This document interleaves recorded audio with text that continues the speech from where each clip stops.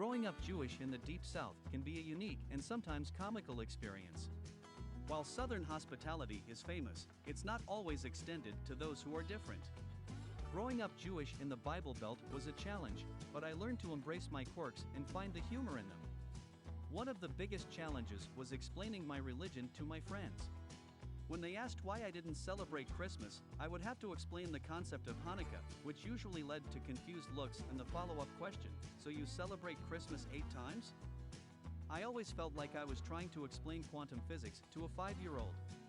Food was also a source of confusion. My classmates were used to eating fried chicken and biscuits for breakfast, while I was chowing down on bagels and lox. They would look at my lunchbox with suspicion, as if I was trying to sneak exotic contraband into the school cafeteria. I think they were afraid the hummus was going to take over the world. The one holiday that caused the most consternation was Passover.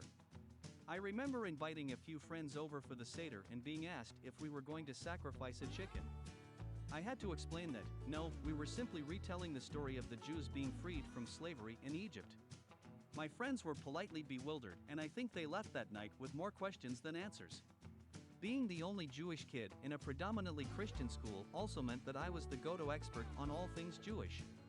My classmates would come to me with questions like, "Do you really have horns?" and "Can you control the stock market?" I learned to take these questions in stride and used them as an opportunity to educate my classmates about Jewish culture and traditions. Growing up Jewish in the Deep South was not always easy, but I learned to embrace my differences and find humor in them. I realized that the quirks that made me different were also what made me unique and special. I may have been the only Jewish kid in town, but I was proud to be who I was and to represent my faith and heritage with humor and grace.